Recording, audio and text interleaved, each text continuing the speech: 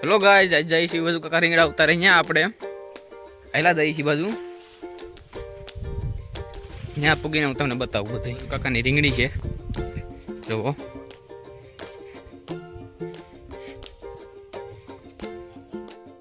જવા ઉતારે.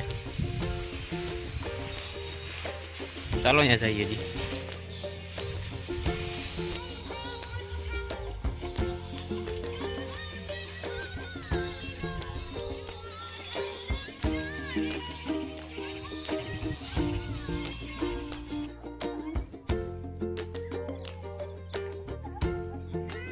હાલો રીંગણા ખાવા જોયું અમારા રીંગણા.